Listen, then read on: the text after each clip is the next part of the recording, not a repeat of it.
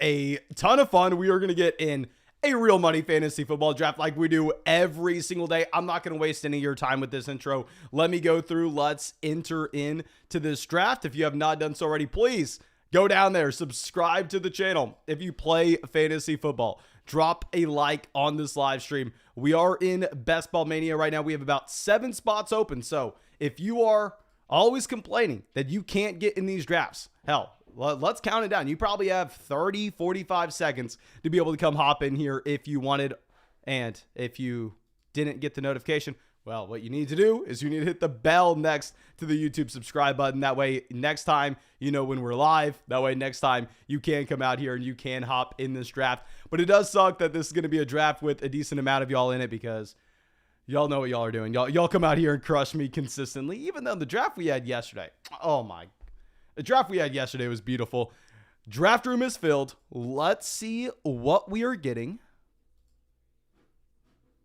The 112. Okay. 112. We'll work with it.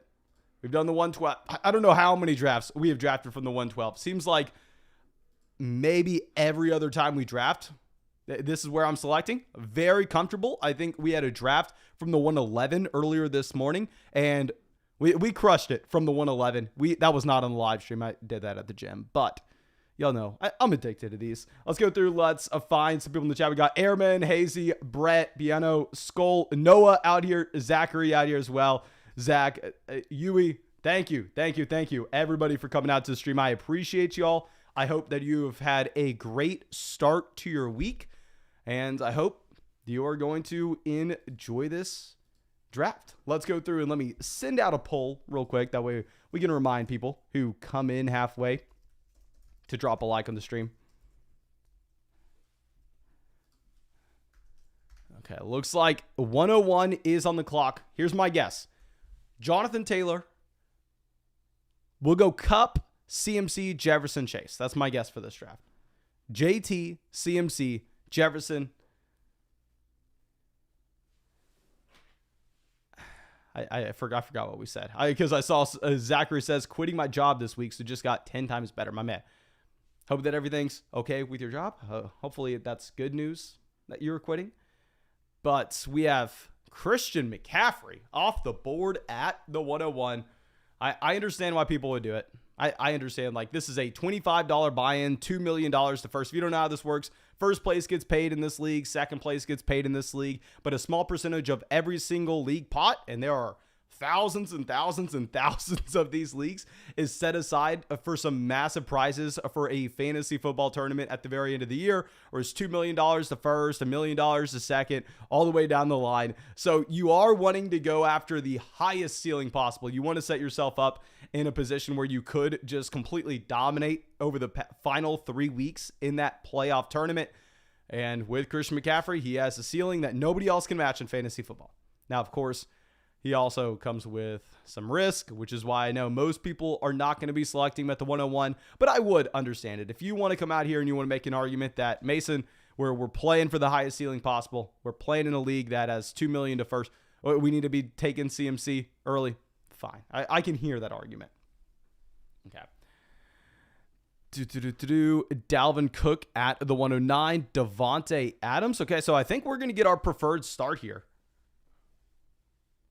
Let's see what Tampa Wheels decides to do. I'm completely fine going Kelsey, CeeDee Lamb. Y'all know I'd be excited to go with the Kelsey Lamb start. So Kelsey's gone. So instead, we'll go ahead and we will take Najee Harris and CeeDee Lamb. I really like taking CeeDee Lamb here at the 1-2 turn. I understand CeeDee Lamb has never been anything more than the wide receiver 16 on a points per game basis. I mean, this past season, he only had about 20% of the targets per game in Dallas. Let me pull up the exact mark, so I'm not just ripping things out of thin air. But if we go through and we look at CeeDee Lamb, it was 20.27% of his team's target share this past year, but 2.2 yards per route run. I mean, you're looking at CeeDee Lamb as a very efficient wide receiver when he's going out there on the field, and you have no Amari Cooper, you have no Cedric Wilson. They're leaving behind 165 targets. I promise you, you are not getting Jalen Tolbert those 165 targets. I think CeeDee Lamb takes a bump up to potentially 25% of this team's target share. And if he gets to 25% of this team's target share, I think you could have CeeDee Lamb as a wide receiver 1 this season. And also, Dak Prescott will be available to us at the 7-8 turn, and I really like the idea of taking Dak Prescott there. Okay. And says, saw you did a draft for Fantasy Pros. I'm making it to the big time now. Pretty sure you dominated him. Thank you. Thank you, my man. I appreciate it. And Zachary says, oh yeah, great news. Overworked and underpaid, LOL. Sorry to hear that, my man. Hopefully your next job's better. Hopefully the next job is better.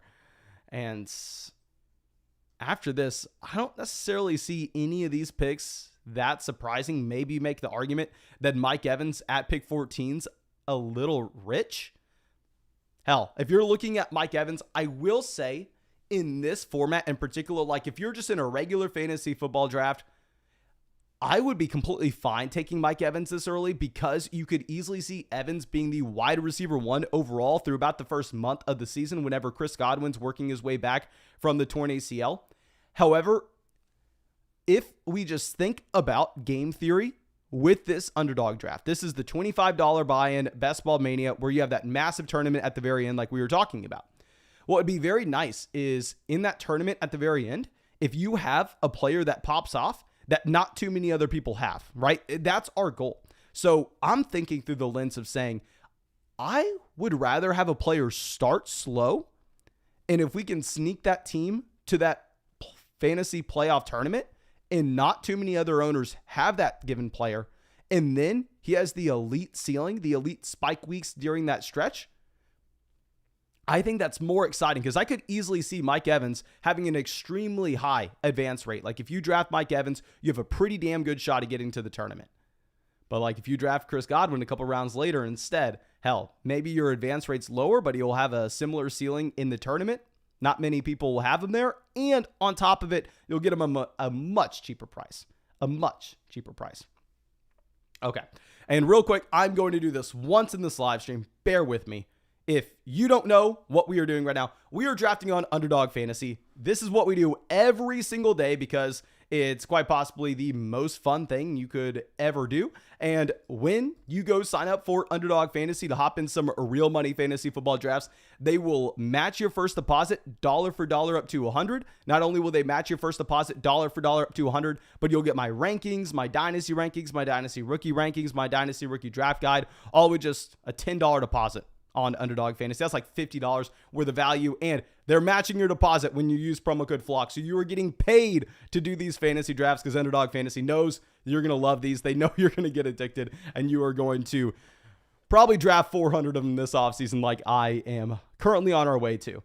Okay, so we have Javonte Williams going pick 28, Nick Chubb pick 27. So like I said, I am now personally, I think, pushing Christian McCaffrey down to 5. I think I'm taking the elite level wide receivers earlier. Like I'm taking Stephon Diggs at 6 as well, just because this ridiculous running back value you're getting. Like it's laughable that you're getting Nick Chubb in the 3rd. And y'all know last year I was screaming how much I hated him. Josh says, I was a hater at first, but the flock grew on me. My man, don't you worry. You'll be a hater again eventually. Once a hater, always a hater. I promise you, I'll get on your nerves. Don't you worry about it at all. And what we're hoping for now is we're hoping that this team decides to pass on Kyle Pitts. Yeah, here you have the Mark Andrews and the Travis Kelce team. So there's a decent chance that they pass on Pitts as well, and we end up getting Kyle Pitts with Najee Harris and CeeDee Lamb. I'd be very excited about that. Come on. Dirty Randy on the clock. Let's see what he does.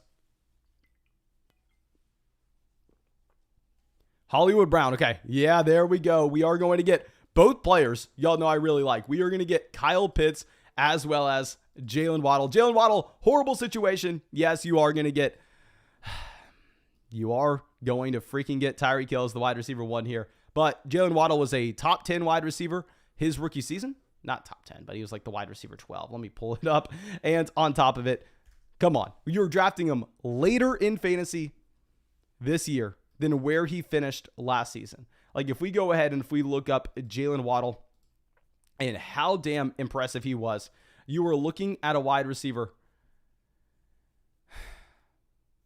that had 7.7 targets a game, 63.4 receiving yards a game. And if we look at rookie wide receivers that were able to do that since the year 2000, Odell Beckham Jr., Jamar Chase, Justin Jefferson, Julio Jones, AJ Green, Mike Evans, Amari Cooper, and Jalen Waddle. That is how freaking impressive Waddle was. So I understand he's in a very bad situation, but in my opinion, he is an elite talent, and I think you are going to get that nice discount on him. Like, I think the discount's priced in. You have Herbert going to the Mike Williams team, pick 31. That's not a surprise at all. If anything, the only surprise I'm seeing in this draft so far is Deebo Samuel making it all the way to pick 23.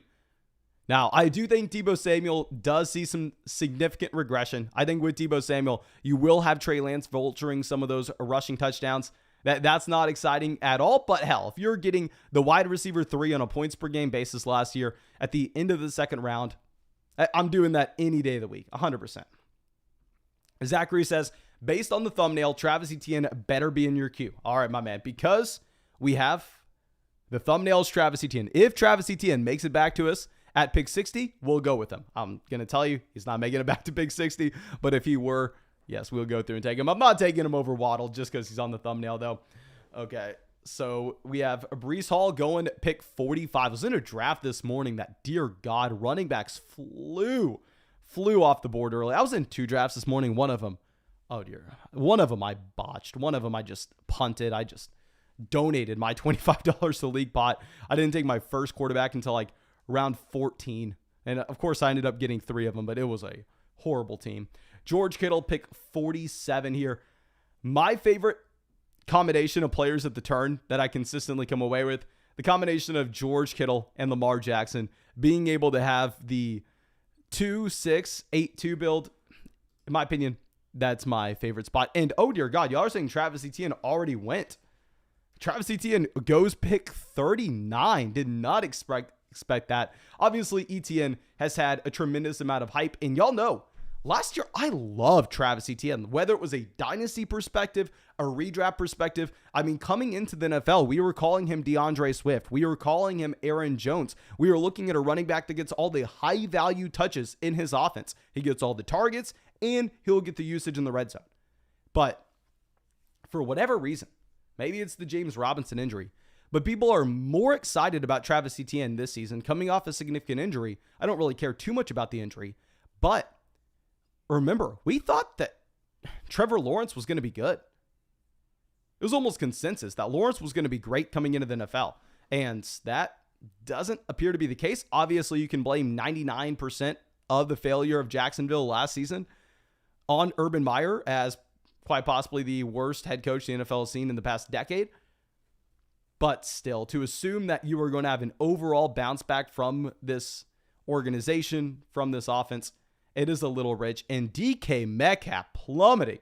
DK Metcalf, a wide receiver we were throwing so much hate on at the beginning of the season, offseason. But now, if you're getting DK Metcalf in the 5th round, it looks like I'm going from a DK Metcalf hater to a DK Metcalf fanboy. And David Montgomery goes, okay, this is what we need to take note of. Okay, look, we have a team here goes 5 running backs through the first 5 rounds. I think this will incentivize us to go with a running back potentially early. Dirty Randy on the clock, and he is living in a dream world. Now, I don't necessarily agree with this Travis Etienne selection at pick 39, but I am certain, at least I hope he doesn't. I truly hope he doesn't. But I am certain he's taking Lamar, and dear God, he passes on Lamar Jackson at pick 58 on the same team that has Mark Andrews. What are you doing? What are you doing? You just donated. Lamar Jackson over to us. I was also going to go Josh Jacobs if Jacobs made it. Now I don't necessarily think we do that. Oh my. Thank you for Lamar. Thank you for Lamar Jackson. Ooh, I am excited about this pick. I'm excited about this team. Oh, this is a beautiful start so far. Yesterday's live draft, we killed it as well. And like I said, I'm completely honest. Whenever we mess up, we probably shouldn't be taking Amari here with what it looks like with Watson, but it is what it is. It is what it is. Josh Jacobs goes, so we don't get our running back. But like I was saying, I messed up a draft this morning. This morning, I killed the draft. But back-to-back drafts in the live stream, we've been working it. Kit Kat Kid says, don't count Trevor Lawrence out just yet. Now, I'm not going to do that. I'm not going to say Trevor Lawrence is definitely bad. But if I was a betting man, if I had to look at Trevor Lawrence in his rookie season and try to go through and try to project him going forward, I would bet Trevor Lawrence is a below average NFL quarterback based on him being one of, if not the worst quarterbacks in the NFL last year. Like I said, I understand it was a horrible situation. It was possibly the worst coaching staff that the NFL has ever seen. Okay, I'm willing to admit it. But Trevor Lawrence, 17 starts, 12 touchdowns, 17 interceptions, 5.2 adjusted yards per pass attempt. That's like that was Sam Darnold last year. It's like neck and neck with Sam Darnold. Okay, so we have a little bit of a quarterback run happening right after we take Lamar. That's good. What's also interesting is Tampa Wheels here decides to go Tom Brady. So they have the Patrick Mahomes, Travis Kelce stack, and they also grab the Tom Brady and Mike Evans. We'll be interested to track this team going forward. I probably don't like the Tom Brady pick at pick 62, especially when you have Mahomes. I don't see the reason to reach on that second quarterback. Even if you want to grab two elite guys, there's still an outside chance that Tom Brady ends up making it to you at pick 83. So I'm personally not a fan of Brady because even if you think, okay, well, Tampa is going to lead the NFL in passing yards this upcoming season, you're going to have Tom Brady smash, you're going to have Mike Evans smash, and this is the winning duo that you need. You're still going to be going up against some of those other teams when you get to the tournament at the very end of the season that have the combination of Tom Brady and Mike Evans, but they didn't reach on Tom Brady. They didn't take Tom Brady in the 6th. Instead, they took Tom Brady in the 7th, and they were able to get a much better wide receiver in there like Darnell Mooney, whereas you're going to be stuck taking Sky Moore at pick 83. So I hope that makes sense. Like, trust me, I love getting our stacks. Like, I love them. But going and reaching rounds on them, you're really just giving away the upside, in my opinion. Sebastian coming out with a donation. Thank you, my man. Says, just supporting the channel. You are a legend, and congrats on the success. Drafting with Fantasy Pros and Kyle Yates just shows you're killing it. Thank you, my man. I appreciate it. Thank you, my dude. And I will say, look at the views our videos get. Like, okay, come on. We're in the same league, big fella. Okay.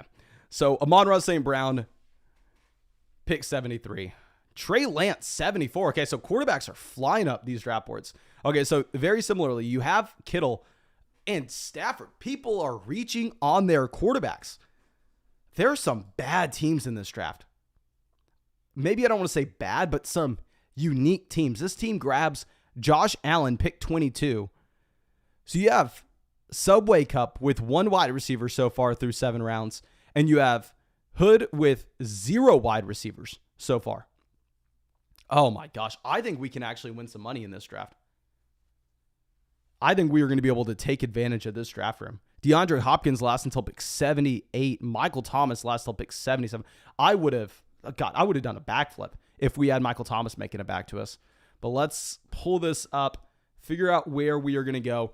Of course, Dak Prescott is a name we are looking at. When we have CeeDee Lamb, we want Dak. We're not going to go ahead and reach on him like we saw the other team with Tom Brady do. And all these teams have a quarterback already. So there is an outside chance we get Dak. It would have been nice if we could have got Dak and Dalton Schultz to bring in the double stack with Dallas and CeeDee Lamb.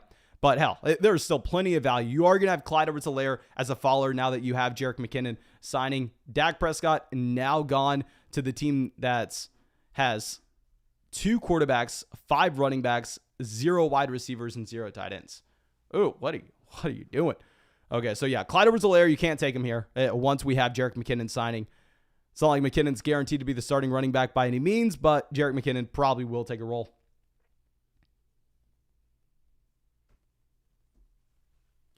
Okay, Treylon Burks, pick 82. Clyde Edwards-Helaire still goes. That's the team that has the Kelce stack with Mahomes. I guess CEH does fall a decent ways past his ADP. But you know what? Actually, we may need to go with Miles Sanders here just because I'm worried in this draft room that maybe a couple of these people are just trolls and we are seeing that play out in them passing on wide receivers. And maybe they have a plan. Maybe I'm just an idiot and they are crushing us. But like this team here, I'm worried that they continue to take running back and we just have a draft room that's entirely skewed. So we are going to take Hunter Renfrow, go Miles Sanders, because like I said, we have a couple of these teams stacking up RB on RB on RB. You have 5 in a row to start the draft. You have 4 here. They go TJ Hawkinson continuing to punt on wide receiver. Alex says, Mason, finally catching a live stream. I've been watching all the replays. Thanks for all the content, man. I signed up for Underdog and having a ton of fun. Thank you so much, my dude. And I'm happy to hear you're having fun. Definitely happy to hear you're having fun. Hopefully you get into the live stream with us very soon. Okay, so Christian Kirk goes pick 90. I don't even know what we need to root for. I mean, we have a very balanced team. It would have been great getting Dak Prescott and making it back to us at the 7-8 turn, but when it doesn't happen, we can't throw a fit. And I've said this so many live streams, but with Lamar Jackson, with Jalen Hurts, those are going to be the quarterbacks that I don't mind drafting a team around them, even if we don't have a pass catcher of theirs, because with Lamar Jackson, you could easily see a spike week during that tournament at the very end of the season where Lamar potentially has 2 rushing touchdowns, 80 rushing yards, and you don't have Mark Andrews with an elite week. You don't have Rashad Bateman with an elite week, and it's just Lamar on his own. So I am fine building around Lamar Jackson with nobody else in Baltimore. But since we took Miles Sanders, you've had a lot of these wide receivers going off the board. You have Rob Gronkowski at pick 93, which is really interesting. Sky Moore finally going later in drafts. You have Christian Watson going before Sky Moore now. I made a video about this yesterday. I don't want to say you need to draft Watson over Sky Moore, but what I will say is they need to be going close together. Like where we saw these players in their ADP a week ago, where you had Christian Watson going rounds after Sky Moore, that made no sense at all. But I think we are going to get some good values making it to us. Looking at this draft board, let me move this over. I apologize about that. But let's scroll this down. Zach Ertz going pick 99. Yeah, people are not afraid to reach on their guys in this draft, which is what I like to see. Our team so far, Lamar at quarterback, Najee Harris, Miles Sanders at running back, at wide receiver, CeeDee Lamb, Jalen Waddle, Amari Cooper, Brandon Ayuk, and at tight end, Kyle Pitts. We have the elite quarterback. We have the elite tight end. We have some respectable running backs, respectable wide receivers. It's hard to ask for much more. Dawson Knox goes off the board at the 904. Okay, so tight ends are not going to be in play for us. Good thing we have Kyle Pitts. I mean, the next best tight end is Pat Frymuth, and clearly we can't take Pat Frymuth here. Okay, so this team has no quarterbacks and no tight ends so far. They have gone with, they take Rodgers. They took Alan Lazard in the previous round as well, so that does make sense, especially if you don't have a quarterback. Now, if we were looking at Derek Carr could have been in play for us if we would have gone with Hunter Renfrow. Derek Carr is the exact opposite of Lamar Jackson, where I feel like if we were going to take Derek Carr either at or before his ADP, I need to have Devontae Adams. I need to have Darren Waller. I need to have Hunter Renfrow. I need at least one of those players, because there's no situation where you see those massive spike weeks from Derek Carr without one of his pass catchers also providing you a massive spike week, because all of his value comes with the passing volume. All of the value comes with the passing efficiency. So if you are not going to have that there with Carr, if you are going to have that with Carr, you know his pass catchers will as well. Okay, so I'm assuming, going to go back-to-back receivers here. Unless we want to go Chris Olave and then, okay. I'm taking Olave. Spam the chat right now. Do you want Robert Woods, Devin Singletary, or James Cook on this team? Spam the chat. I'm listening to y'all. On Woods, Singletary, or James Cook. And also, we are about to pass 100 likes in the live stream. So, of course, thank you so much for everybody going down there and dropping that like. Okay, so Zach says Cook. Michael says Cook. TCO says Woods, Singletary, Cook, Woods, Singletary, Woods, Cook. Okay, so it looks like y'all are split. I think I'm...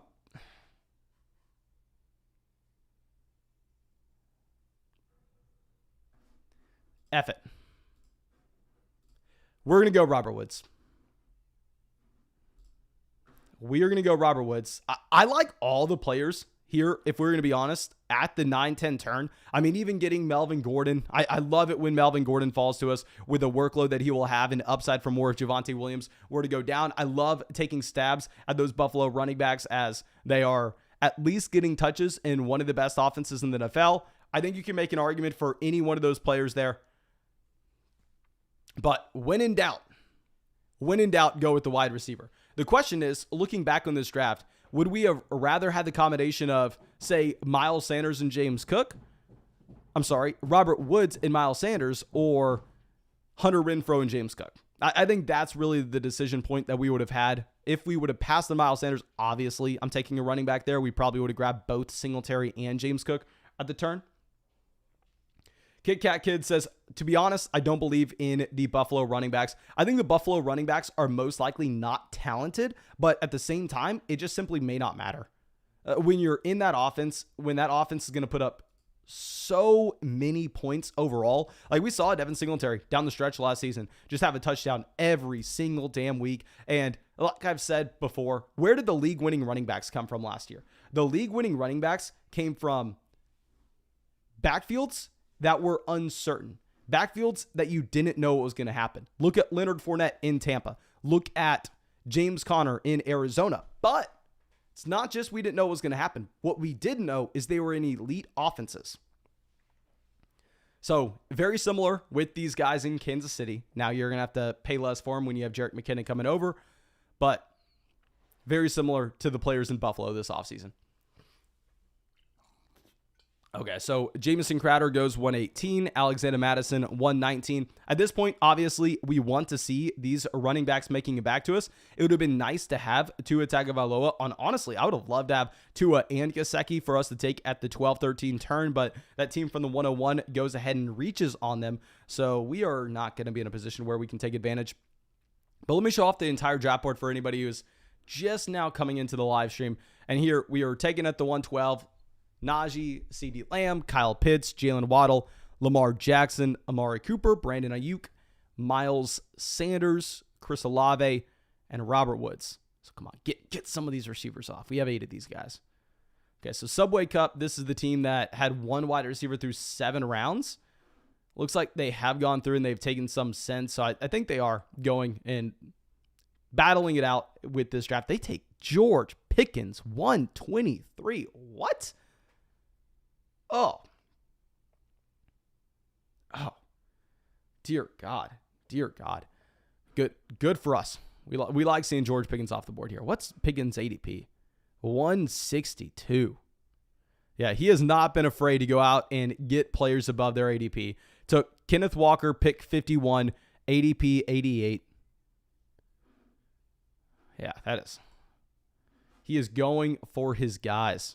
Scrolls down. Rashad Penny goes pick 126. So it would have been nice to get Penny making it back to us. And quarterbacks that we could be looking at later on in this draft, one of the reasons I wanted to go Robert Woods is, especially when we have an elite quarterback like Lamar Jackson, I'd be fine punting on QB until like the 15th round and taking Tannehill there. And we can say the same thing. We could punt and then take Jameis Winston in a couple rounds. I don't think we'd have to take him here at the 11-12 turn. I think we could get him at pick 156. Frymuth goes to the team that took Hawkinson. Let's scroll this up. Ronald Jones, obviously a lot less interesting now, but he goes anyway.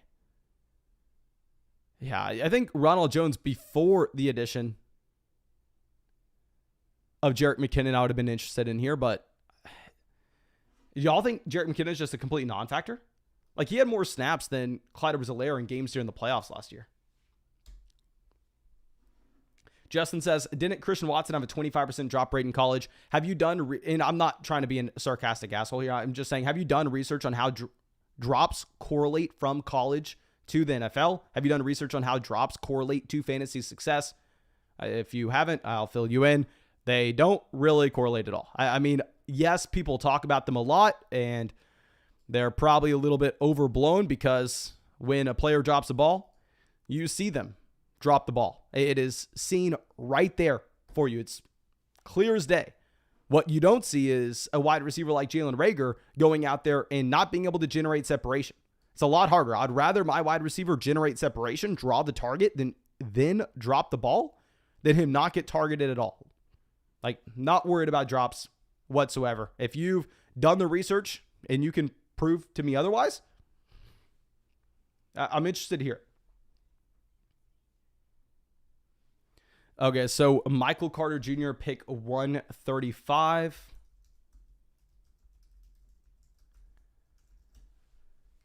Jahan Dotson 136. Let me know if y'all think we made a mistake going Jameson Williams there. I think you could make a potential argument for it whenever we have Robert Woods on the same roster because we're going to miss both of those players at the beginning part of the season.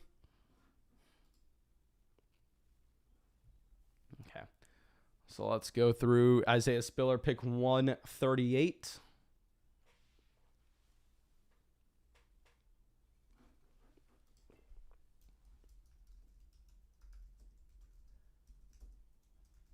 Robert Tonyan 139, a player that I am actually interested in now. Like I did not like Robert Tonyan previously last year when he was going before this, but now you have no Devontae Adams. Hell yeah, I'm all in. We have someone saying Christian Watson also wasn't his team's leading receiver on a Division II school. My man, why are you just lying here? Christian Watson was dominant. He had like 45% of the team's receiving production on a per game basis. Let me pull this up. Christian Watson, why are you blatantly lying? Like, what is up with you? 800 receiving yards this past season. The next best receiver in this offense, 284. What are you talking about, big fella? Why are you so interested in just spewing unfactual garbage?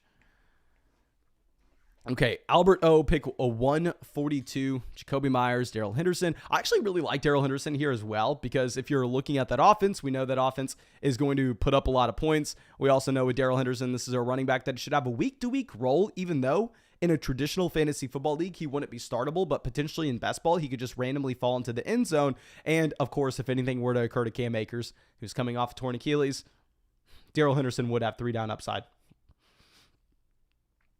Caden says, Aaron Rodgers went to my high school, but like 20 years before me.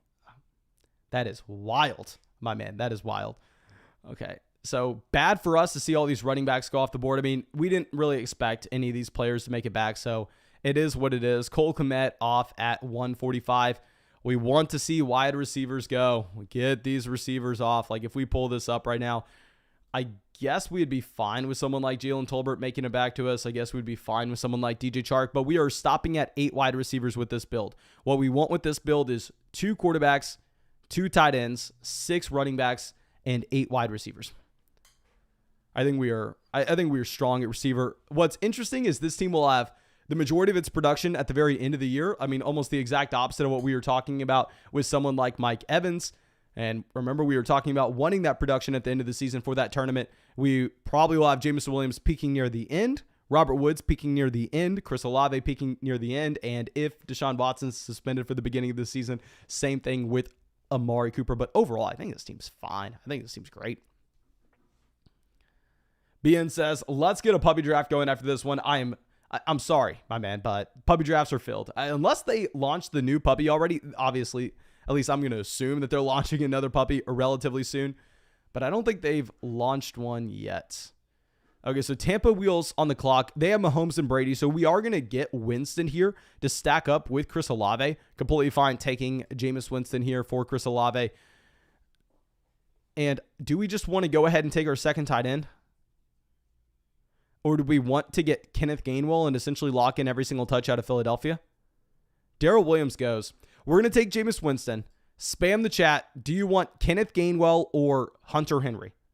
Spam the chat. Kenneth Gainwell or Hunter Henry. I'm not taking Jameis Winston yet. Or even if you want Tolbert, spam it, and maybe I could be convinced to go Jalen Tolbert. Tolbert has fallen about 14 picks according to his ADP. I probably think he's being a little bit overvalued in these drafts in the first place. But we do have CeeDee Lamb. Maybe we want to build around that Dallas Cowboys offense. Okay. So it looks like the majority of people here are saying Gainwell. So Yash says Tolbert. Ooh. Okay. Looks like the majority of y'all are saying Gainwell. I ignored y'all with the last one, but we won't ignore y'all with this one. We'll just lock in every single touch out of Philadelphia. We'll lock in Miles Sanders. We'll lock in Kenneth Gainwell. Let's go through and let's show this draft board off. And I know Tolbert was a great value, but it is what it is. I mean, at this point, we were sitting with 3 running backs. I don't really count Dameon Pierce as a running back, though. So I think that we kind of needed to bring in another guy. You have Tyrion Davis-Price going right after. So interesting. You have Jalen Tolbert still available. Usually Jalen Tolbert goes in round 12 here. We are nearing the beginning of round 14. Did anything happen with Tolbert that I don't know of? Please let me know. Did something happen with Tolbert? He goes pick 161. Okay, let me go through and check out some of these teams that had a very interesting start. Like, let's look at this team. That's the Hood team. They go 5 running backs in a row with Henry, Swift, Connor, Zeke, and David Montgomery. Then they followed up with Joe Burrow for whatever reason in the 6th. I don't like the Joe Burrow selection. And then Dak Prescott in the 7th, Hawkinson here in the 8th. So far at wide receiver, they built around Lockett, Gallup, Parker, Chark, and Tolbert. Hell, maybe in a best ball format, if you can get away with building around 9 of those receivers, and you can just get some random spike, maybe you can get away with it. Okay, Hunter Henry finally goes at pick 165. Like I said, we were considering Hunter Henry at 157. Maybe we should have just gone ahead and take David Njoku and said, this is going to be our Amari Cooper, David Njoku team, and we are going to bet that somehow, some way, Deshaun Watson doesn't miss the majority of the season. Okay, so Watkins goes to pick 166. Good for us. Get some of these wide receivers off. I don't even know where we can go at tight end from here, but we have Kyle Pitts. Y'all know I did not like Kyle Pitts at all last year. Kyle Pitts was going in the 3rd round last year, which for a rookie tight end, I thought was ridiculous, even though Kyle Pitts this season has worse quarterback play.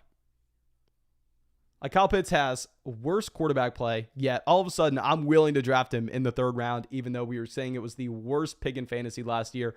The reason for it is simple. It's because we saw Kyle Pitts go from being the best tight end prospect of all time to actually going out there and being the best rookie tight end of all time, or close to it, only behind Mike Ditka in receiving yards for rookie tight ends. So once you see that, and you honestly just, if you look at him in the mold of a receiver with that rookie season, and you try to project out what most receivers who post a rookie season that impressive look like, most of them jump up to be mid-wide receiver 1s the next year. That's like a Justin Jefferson jump into year 2. That's like, I don't want to say Jalen Waddle. We haven't seen it yet, but to get that at the tight end position would be ridiculous. So it's, yes, a very bad situation, but I am fine calling Kyle Pitts an elite level tight end this year, and I'm fine treating him as so and drafting him in the 3rd. Logan says, Tutu Atwell breakout season. I don't mind taking Tutu Atwell in the 18th round. If y'all don't know who Tutu Atwell was, he is a very small wide receiver, like weighs 160 pounds, soaking wet. He went in the 2nd round to the Los Angeles Rams last year. Surprisingly, he was hyper productive at Louisville. And the main reason he goes in round 2 is because he has an elite speed profile. So obviously these NFL teams are going to value speed more than the fantasy football community should, because they can just get on the field and they can just affect defensive coordinators because they have to keep 2 safeties back, yada, yada, yada. But here with Tutu Atwell, hard to project him getting much playing time when you had the Van Jefferson breakout this past season. But who knows? Maybe you can make the argument, the Rams just don't use their rookie wide receivers. Look at what they did with Van Jefferson from year 1 to year 2. So maybe you want to make that argument. Like I said, I don't think Tutu Atwell is a horrible selection at the very end of round 2 this year. Okay, so Curtis Samuel goes pick 176. Okay, so what we're hoping for, we are done at quarterback. We need 1 more wide receiver, 1 more tight end, and 2 more running backs.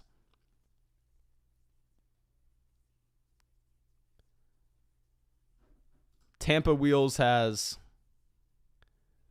4 RBs. I wonder if they go McKissick. They go Hayden Hurst. Okay, so I'm assuming we're just going to lock in Noah Fant. Noah Fant does have a different bye week than Kyle Pitts. Decided this at the running back position. I kind of want Wandale. My brain is freaking broken. Spam the chat. Who do you want? We're taking Noah Fant. Spam the chat. Who do you want out of these 4 guys? I'm going with y'all. My brain is broken. I'm trying to convince myself to go with Wandale Robinson, but probably should call it a day here at wide receiver and then end up getting Devin Duvernay in the next round to pair up with Lamar. Nico says, love the flock, wearing my hat. Thank you, my man, of course, for being a part of the flock, supporting the channel. Okay, so we have Fant, Mostert, McKissick, Wandale, Y'all are split. We'll go McKissick. We'll take the boring selection. We'll save our wide receiver pick to the next round. We'll bring in Devin Duvernay and say, oh, okay, well, yeah, we just need the correlation in Baltimore. We'll use that as a cop-out. Let's go ahead and let's just grab J.D. McKissick there. Hopefully he can provide us random spike weeks. Now, with those just pure receiving running backs in a traditional fantasy football format, they really never have much upside, because if you think about it and you're drafting Nyheim Hines in a regular league where you have to submit your starting lineup every single week, even if Jonathan Taylor were to go down, it's not like all of a sudden you're expecting that Nyheim Hines gets the Jonathan Taylor workload. Like, you're not really changing your opinion on the workload of Nyheim Hines whatsoever, but Nyheim Hines could randomly pop off given his receiving role, and you've seen Nyheim Hines before go for 6 receptions, 60 receiving yards, and a receiving touchdown. We can say a very similar thing with J.D. McKissick here. If Antonio Gibson goes down, it's not like in your regular redraft league, you can say, okay, yeah, I'm plugging in J.D. McKissick, not even thinking about it. But these pass catching running backs, even if they are just pass catchers exclusively, they will have more value in best ball because you don't have to predict when those random spike weeks are going to come. Like if this was, say, a traditional fantasy football league, I'm taking Donta Foreman here every day of the week, because with Foreman, I'll know we either can't start him or we can start him, and there's no gray area between the two. Very similar to someone like Alexander Madison. But here, it's a little bit different. Okay, so Dewey says, Mason, thank you so much for providing the best fantasy football content on YouTube. So glad to see your hard work paying off. No, thank you, my man, for being a part of the flock, supporting the channel. I promise you, I am such a small part of the flock. Y'all are the main part of it. Y'all are the main part of it. Jacob says, do you concern yourself with week 17 correlation? I think if the rest of the field wasn't just hyper focusing in on week 17, there would be a lot of expected value in going through and trying to attack those game environments. But when so many of people drafting in Best Ball Mania are just going, okay, week 17 matchup, let's get Buffalo and Cincinnati together. Let's get Green Bay and Minnesota together. Let's go get Pittsburgh. I think at some point we have to say, yeah, you know what? We are probably better off just going ahead and focusing in on our roster construction, focusing in on building teams that are definitely going to have that stack built in, definitely going to have that boosted correlation for that tournament style, but maybe just focusing on building better teams than that week 17 correlation alone. I will say people a lot smarter than me, though, are hyper focusing in on it. And dear God, you have Josh Gordon going here. You have Emmanuel Sanders going. You have Isaiah McKenzie going. This team just punting their $25, throwing it again in the pot. Hell, I'm happy with it. Give us some of these players falling down draft boards. Take Josh Gordon so I can potentially get Raheem Mostert, so I can potentially get Donta Foreman with this next pick. And I know I went through and we've talked so much crap about Raheem Mostert for I don't know how long. Don't hate me if I end up taking him here, because I was talking crap on Raheem Mostert when the man was going in the 14th round. Here we're getting him at pick 204, okay? It's completely different. Okay, so Logan Thomas goes pick 201.